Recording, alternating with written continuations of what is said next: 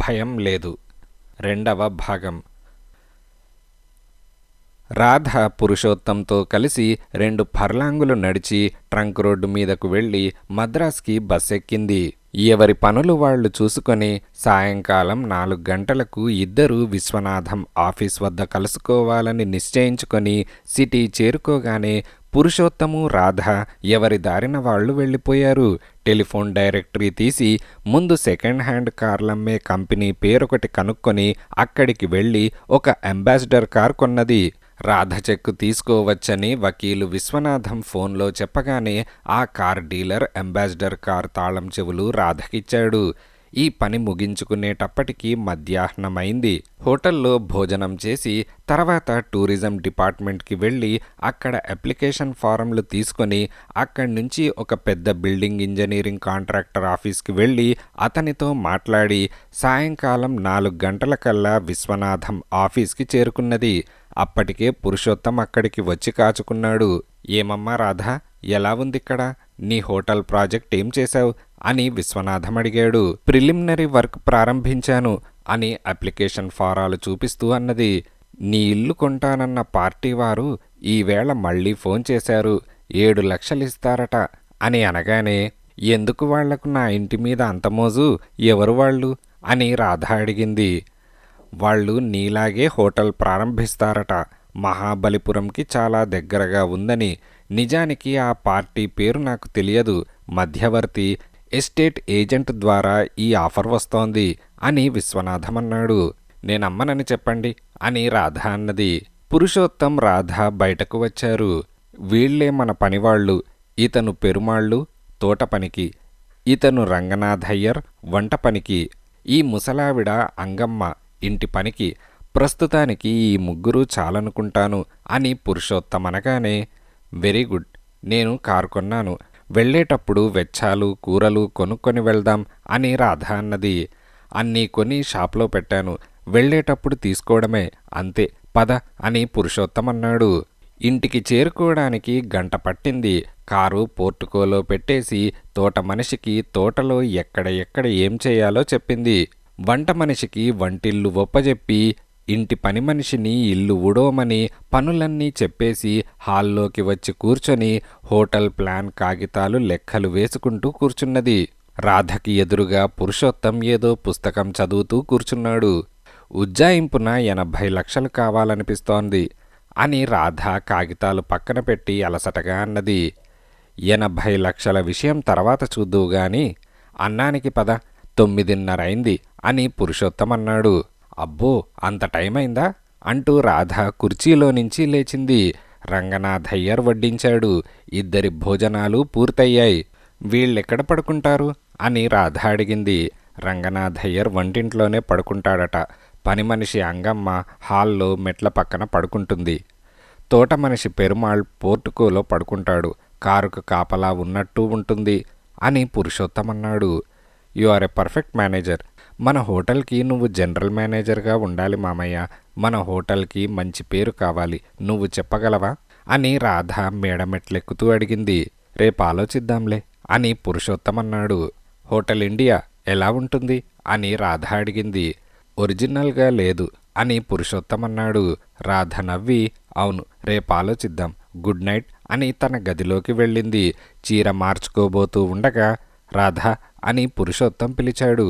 రామామయ్య అని అనగానే పురుషోత్తం గదిలోకి వచ్చి, అసలువి మర్చిపోయాం, 4-5 టార్చ్ లైట్స్ తెచ్చుకోవాల్సింది. రాత్రి కరెంటు పోతే రేపు తెస్తాను. ఎందుకైనా మంచిది ఈ కొవ్వొత్తి ఈ అగ్గిపెట్టే దగ్గర ఉంచుకో అని అన్నాడు. థ్యాంక్ యూ అని కొవ్వొత్తి మంచం పక్కనున్న బల్ల మీద పెట్టి అగ్గిపెట్టే దిండు కింద పెట్టుకున్నది రాధ. రోజంతా తిరిగింది. చాలామందితో మాట్లాడింది. బాగా అలసిపోయింది. పడుకున్నదో లేదో వెంటనే నిద్ర పట్టేసింది. కాసేపటికి అదేం చప్పుడో, చెవులు చిల్లులు పడే చప్పుడు. రాధకి నిద్ర మెలకువ వచ్చింది. మళ్ళీ అదే చప్పుడుతో పాటు మెరుపు మెరిసింది. రాధ కళ్ళు జిగేలుమన్నాయి. ఆ చప్పుల్లో ఉరుములు మెరుపులు వస్తున్నాయి. బహుశా వాన వస్తుందేమో. కిటికీ తలుపులు వేయడానికి వెళ్ళింది. వాన రావడమేమిటి, వచ్చేసింది. గాలివాన కాదు, కానీ జోరుగా కురుస్తోంది. కిటికీ దగ్గరే నిలబడి బయటకు చీకట్లోకి చూస్తోంది. మళ్ళీ మెరుపు మెరిసింది. తోటంతా స్పష్టంగా కనిపించింది.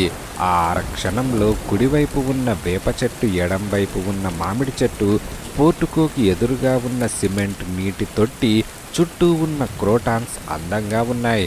తోట కూడా ఎక్కువ మార్చవలసిన అవసరం లేదు. ఇంకాసిన్ని చెట్లు, పూల మొక్కలు వేస్తే చాలు అని అనుకుంటూ కిటికీ తలుపులు మూసి వెనక్కు తిరిగింది. అంతే, గుండాగినంత పనైంది. ఇంట్లో నుంచి ఎక్కడ్నించో చెవులు చిల్లులు పడేటట్లు కేక వినిపించింది. ఎవరా కేక వేసింది? పని మనిషి అంగమ్మ. ఎందుకు? రాధ దీపం స్విచ్ నొక్కింది. వెలగలేదు దీపం. చీకట్లో దేన్నో చూసుకొని దడుచుకొని అరిచి ఉంటుంది అంగమ్మ. పాపం వెళ్ళి చూడాలి. దిండు కింద నుంచి అగ్గిపెట్టె తీసి రాధ కొవ్వొత్తి వెలిగించింది. కొవ్వొత్తి వెలుగులో తన నీడే గోడ మీద పదింతలై పడుతోంది. కొవ్వొత్తి చేతిలో పట్టుకున్నది. రాధ తలుపు వైపు తిరిగింది. అంతే, ఆగిపోయింది. ఇది పీడకల? ఇది కూడానా? మళ్ళీ ఈ గది తను పడుకున్న గది కాదు. తలుపులు పాతవి, గోడలకు సున్నం పోయి, కప్పులో సిమెంటు పెచ్చులు ఊడి, ఇటకలు కనిపిస్తున్నాయి.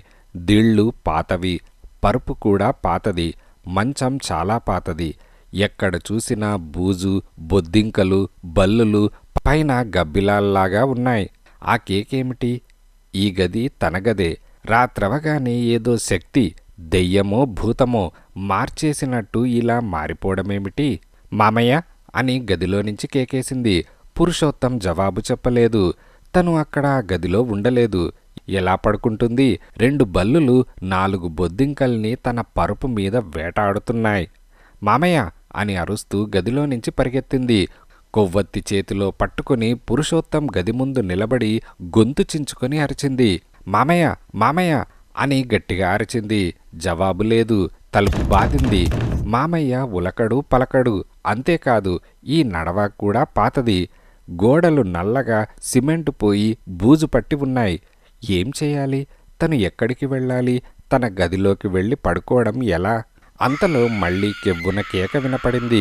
అంగమ్మ, ఏమిటి అని రాధ అరుస్తూ మెట్లు దిగి త్వరగా వెళ్ళింది.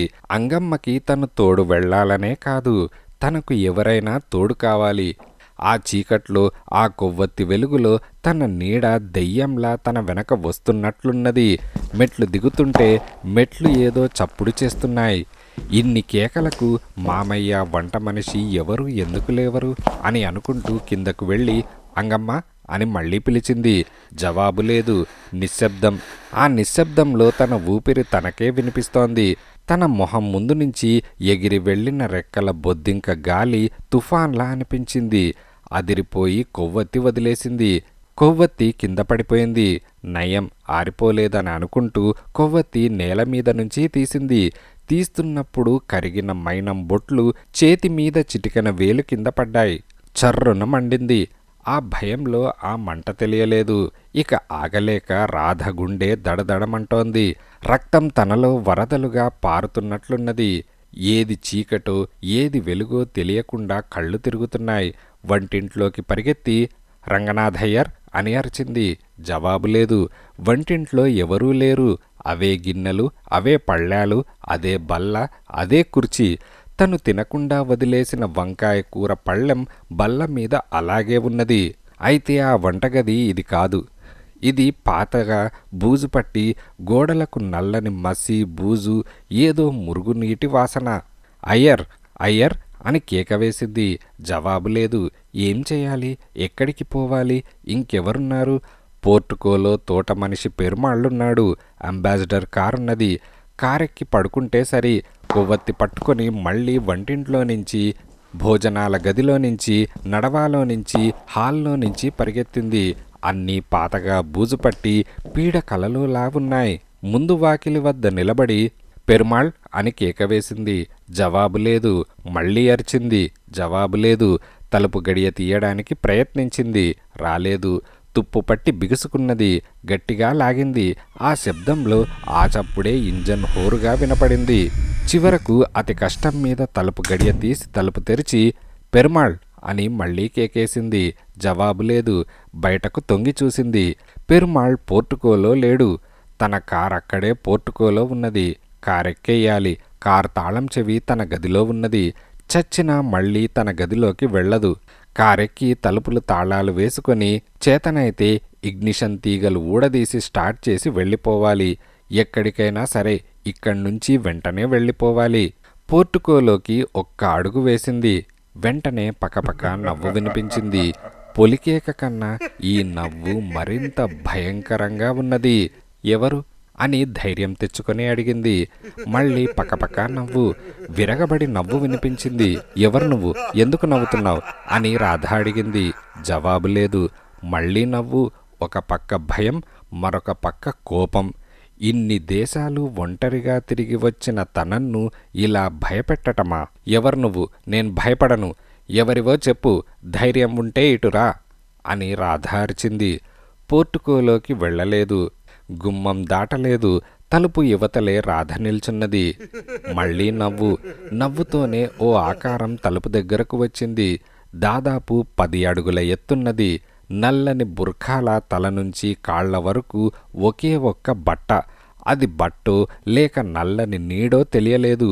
అది నీడ కాదు. కదలడం వల్ల అది నీడ కాదని తేలింది. మళ్ళీ నవ్వింది. నవ్వుతూ 10 అడుగుల ఎత్తు నుంచి తల కిందకు దించి కొవ్వొత్తి ఒక ఊదు ఊదింది. అంతే. చీకటి, కారు చీకటి. చీకట్లో చీకటిలా ఆ నీడ, ఆ నవ్వు.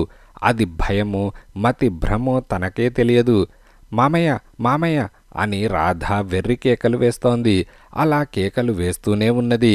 కేకలు వేస్తూ అక్కడే నేల మీద పడిపోయింది. పడిపోగానే రాధకి స్పృహ పోయింది.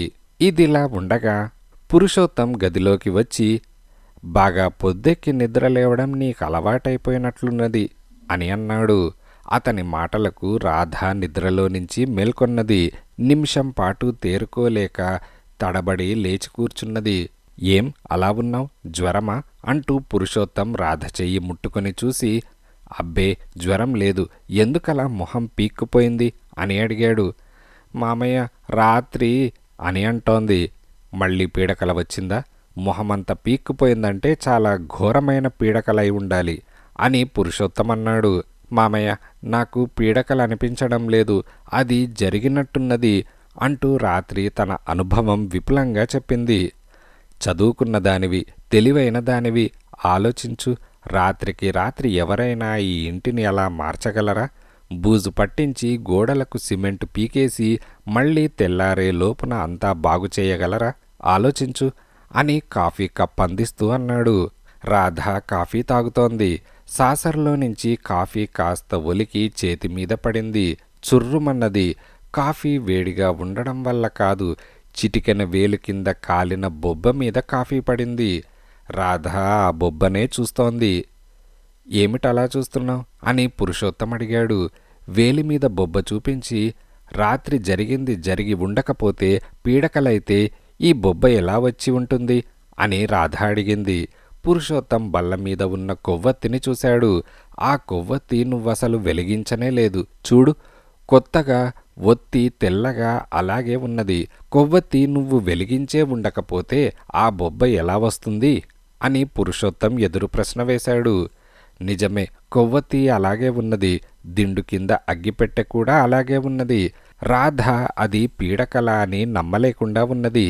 నిజంగా జరిగిందని అంతకన్నా నమ్మలేకుండా ఉన్నది. మనస్సంతా గందరగోళంగా ఉన్నది.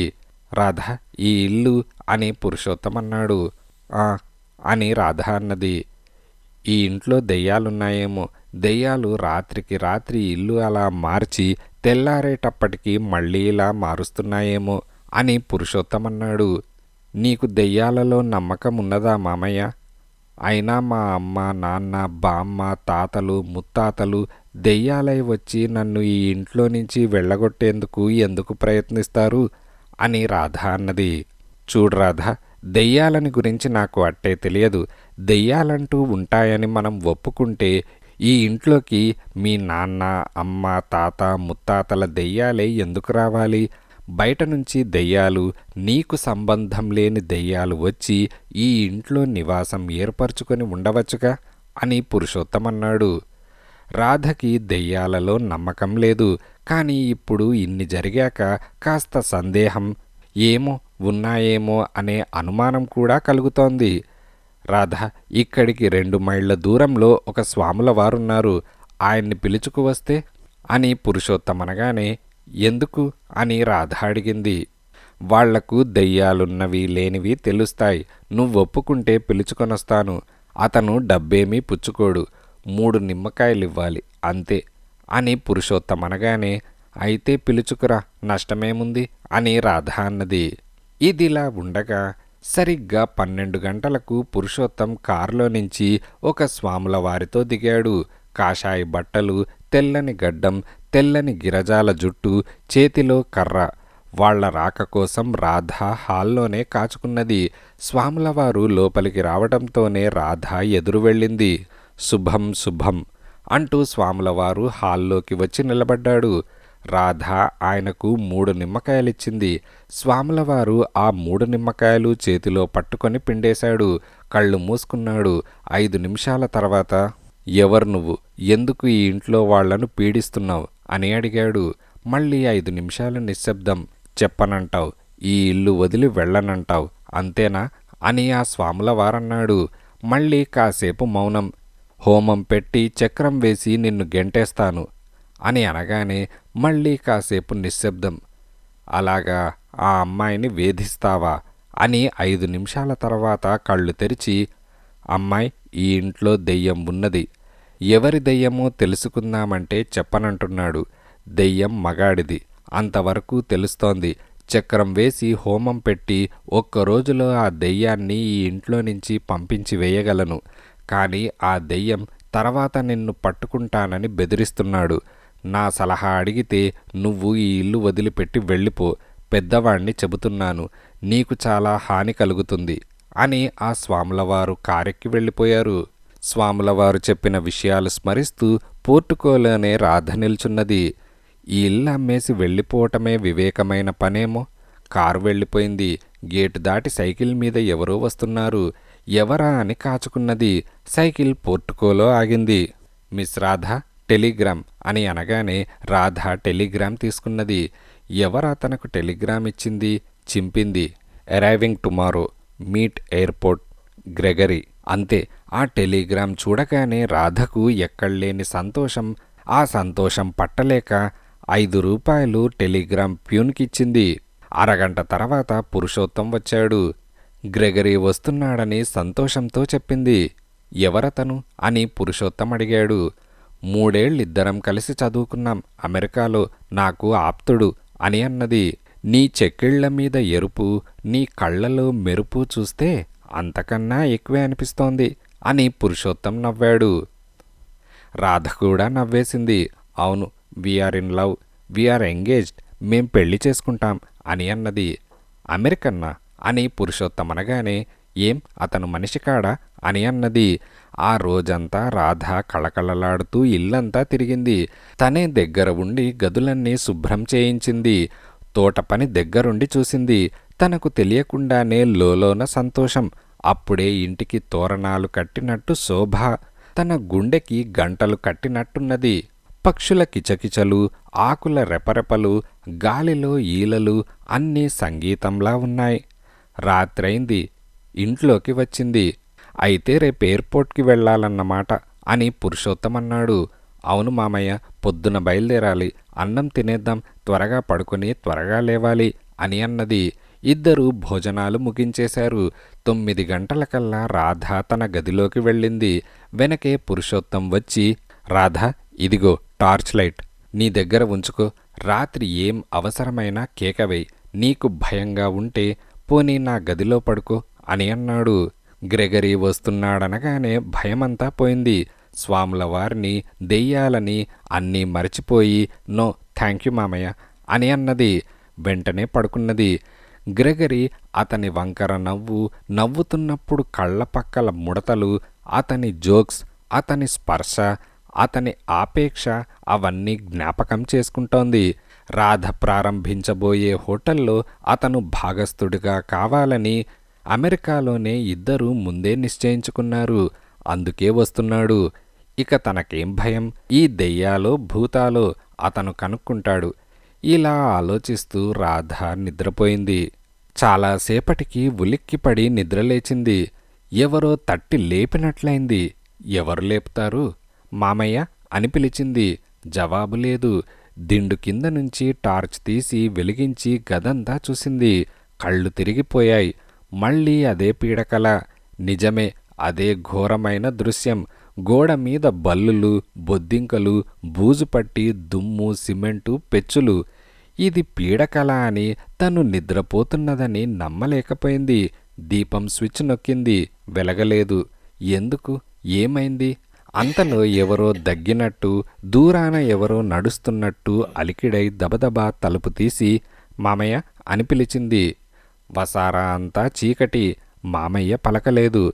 మామయ్య గది తలుపు బాదింది. అరిచింది. జవాబు లేదు. మళ్ళీ దగ్గు వినిపించింది. ఎక్కడ? ఎవరు దగ్గుతున్నారు? టార్చ్ లైట్ వెలుగు ముందుకు వేసి మెట్ల వైపు నడుస్తోంది. ఏవో కీచు కీచుమని శబ్దాలు, వికృతమైన నవ్వులు. మూల మూలల్లో నుంచి గుసగుసలు. రాధ ఒళ్లంతా గజగజ వణికిపోతోంది. వంటిమీద ఉన్న ప్రతి వెంట్రుక లేచి నిల్చున్నది. భయం, పిచ్చి భయం, మొండి భయం. అక్కడ నడవాలో ఉండలేదు. ఆ చీకట్లో అక్కడ నిలబడలేదు. ముందుకు వెళ్ళి మెట్లు దిగింది. ఆఖరి మెట్టు దగ్గర ఆగి టార్చ్ వెలుగు గోడ మీదకు వేసింది. మళ్ళీ అవే గోడలు, అవే ఫోటోలు. తన తల్లిదండ్రులవి, తాత ముత్తాతలవి. కాని పాతగా బూజుపట్టి సాలీళ్ళు గూళ్ళు కట్టుకొని ఉన్నాయి. ఏ క్షణానైనా ఇల్లంతా కూలి కింద పడేటట్లున్నది. రాధకు ఏడవాలనిపిస్తోంది. గట్టిగా అరవాలనిపిస్తోంది. కాని గొంతు పెగలటం లేదు. అడుగు ముందుకు వేయలేకుండా ఉన్నది. అంతలో మళ్ళీ దగ్గు వినిపించింది. అమ్మయ్య, ఎవరో ఇంకో మనిషి ఉన్నాడు అని టార్చ్ అటు తిప్పింది. వెలుగు అటు వేసింది. సోఫాలో ఎవరో కూర్చొని ఉన్నాడు. వలయాకారంలో టార్చ్ వెలుగు ఆ ఆకారం మీద పడగానే రాధ గుండె ఆగిపోయినంత పనైంది. తన వైపే చూస్తున్నాడు. నల్లని గిరజాల జుట్టు, నల్లని గడ్డం, నల్లని మీసాలు. మీసాల మీద నుంచి, గడ్డంలో నుంచి ఏదో, అది రక్తం కాదు, బురద కాదు, అది ఏదో కారుతోంది. అతని కళ్ళు దీపాల్లా కాదు, చీకటి దివిటీల్లా కాదు. కాదు, అదీ కాదు. కదలిక లేని శవం కళ్లలో నిర్జీవపు అగాధం. అదేమిటో తెలియదు. రాధ గజగజ వణికిపోతోంది. అతను మళ్ళీ దగ్గాడు. ఎక్కడ్నుంచో లోలో నుంచి పాశ్చాత్వపు తత్వం అలవడో, చదువుకున్న చదువు వల్ల కలిగే భౌతిక జ్ఞానము ఏదో ధైర్యం వచ్చింది. ఎవరు నువ్వు అని ధైర్యంగా టార్చ్ వెలుగు అతని మొహం మీద నుంచి తిప్పకుండా అడిగింది. నువ్వెవరు అని బొంగురు గొంతు. రాపిడి గొంతైనా మాటలు స్పష్టంగా ఉన్నాయి. నేను రాధని, ఈ ఇంటి యజమానురాల్ని అని మొండి ధైర్యంతో అన్నది. అతను విరగబడి నవ్వాడు.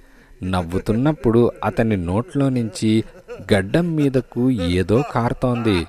ఎందుకు నవ్వుతున్నావు? నువ్వెవరివి అని అరిచింది. యజమానురాలివి దేనికి? ఈ ఇంటికా? అజ్ఞానం అని మళ్ళీ స్పష్టంగా అన్నాడు. ఏమిటి అజ్ఞానం అని రాధ అడుగు ముందుకు వేయలేదు. మెట్ల దగ్గర నిలబడే అడిగింది.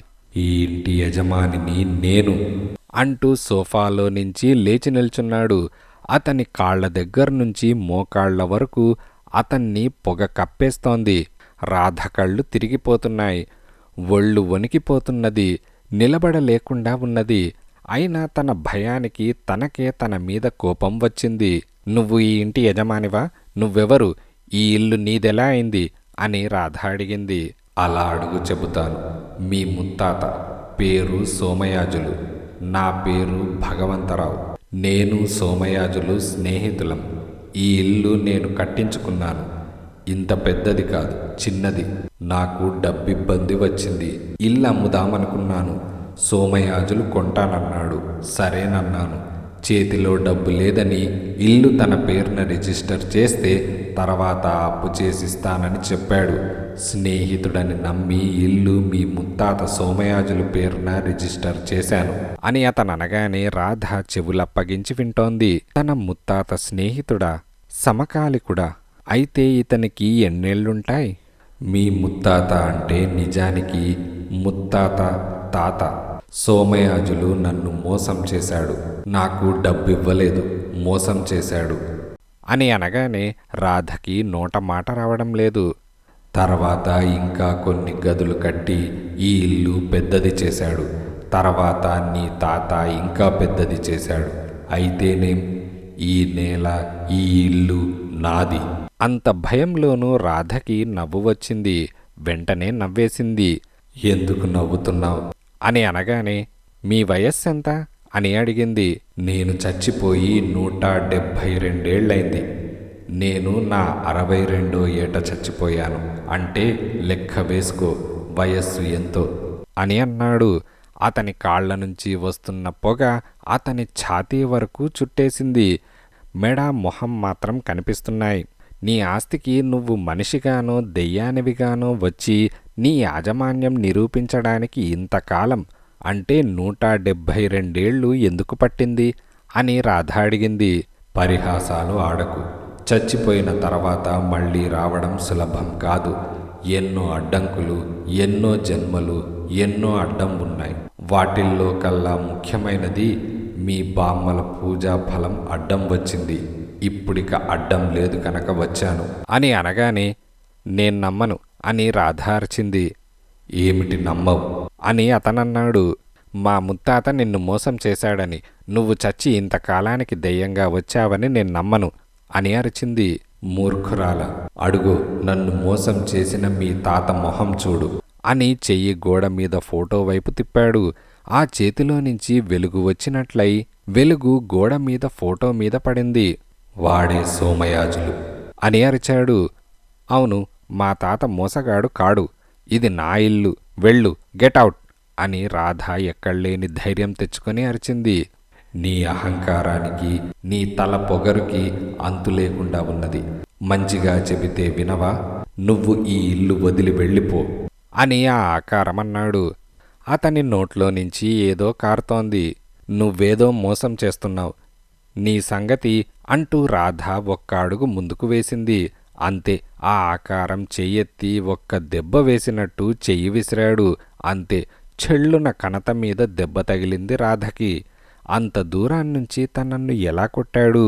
స్పృహ పోయే ముందు రాధకి అదే ఆఖరి తలంపు. ఇదిలా ఉండగా నిద్ర మెలకువ రాగానే కూడా అదే మొదటి ఆలోచన. అతను మనిషి అయి ఉండడానికి వీల్లేదు. మనిషి అయితే అంత దూరాన్నించి చెయ్యి విసరగానే తనకు దెబ్బెలా తగులుతుంది? ఈవేళ కూడా ఆలస్యంగా లేస్తే ఎలా? ఎయిర్పోర్ట్కి వెళ్ళాలన్నావు అంటూ పురుషోత్తం తలుపు తట్టాడు. తలుపు తెరిచి, టైం ఎంతైంది మామయ్య అని అడిగింది. 6 అని పురుషోత్తం అన్నాడు. అయితే త్వరగా బయలుదేరాలి, 5 నిమిషాల్లో రెడీ అవుతాను అని పురుషోత్తం ఇచ్చిన కాఫీ కప్పు తీసుకుని అన్నది. స్నానం చేసి వచ్చి ముస్తాబై గదిలో నుంచి బయటకు వెళ్తూ బల్ల మీద ఉన్న టార్చ్ లైట్ను చూసింది. రాత్రి పడుకునే ముందు టార్చ్ ఎక్కడ ఎలా ఉందో ఇప్పుడు అలాగే ఉన్నది. ఆశ్చర్యం. అయితే రాత్రి వచ్చింది పీడకలా? ఏమో, తలచుకుంటే ఒళ్ళు జలధరిస్తోంది. పరధ్యానంగా టార్చ్ తీసింది. ఎందుకు, ఎలా? టార్చ్ లైట్ అద్దం పగిలింది అంటే ముక్కలు కాలేదు, బీటలు పడింది. ఎలా జరిగింది? రాత్రి తను కింద పడుతున్నప్పుడు తన టార్చ్ తనకన్నా ముందు కింద పడింది. అప్పుడు పగిలిందా? అయితే అది పీడకల కాదా? ఎన్నిసార్లు ఎంత ఆలోచించినా ఏం ప్రయోజనం? అది పీడకలో నిజంగా దెయ్యమో తనకే తెలియడం లేదు. అయినా గ్రెగరీ వస్తున్నాడుగా అని అనుకుంటూ వెళ్ళిపోయింది. తర్వాత ఇద్దరూ ఎయిర్పోర్ట్కి చేరుకున్నారు. గ్రెగరీ 6 అడుగుల పొడుగు, పల్చని జుట్టు, పైకి దువ్వుకున్నాడు. బలమైన చేతులు, భారీ మనిషి, 25 ఏళ్లవాడు. గ్రెగరీ రాధను చూడగానే సంతోషంతో కౌగిలించుకుని ముద్దు పెట్టుకున్నాడు. ఇది అమెరికా కాదు, ఇండియా. కనిపించిన వాళ్ళందరికీ ఇలా ముద్దు పెట్టకూడదు. వదులు. Don't disturb. కుర్రాడు ఏదో ముచ్చటపడి ముద్దు పెట్టుకుంటుంటే ట్రాఫిక్ కానిస్టేబుల్ లా నువ్వే మధ్యలో వెళ్ళి. పురుషోత్తం మొహం పక్కకు తిప్పేసుకున్నాడు. తర్వాత పురుషోత్తంని గ్రెగరీకి పరిచయం చేసింది రాధ. ఎయిర్పోర్ట్ నుంచి ముగ్గురు బయలుదేరారు. ముందు సిటీకి వెళ్దాం, అక్కడ లంచ్, తర్వాత ఇంటికి వెళ్దాం అని రాధ అన్నది. నీ ఇష్టం, నేను నీ దాసుణ్ణి అని గ్రెగరీ అన్నాడు. అవును, అది మంచి ఆలోచన. నాకు కూడా సిటీలో కాస్త పనున్నది అని పురుషోత్తం అన్నాడు. Purushottam mount road post office దగ్గర దిగేశాడు. 3 గంటలకు అక్కడికి మళ్ళీ వస్తానని అప్పటికి వాళ్ళనక్కడికి రమ్మని చెప్పాడు. గ్రెగరీ రాధ భోజనానికి హోటల్కి వెళ్ళారు. ఇద్దరూ కూర్చున్నారు.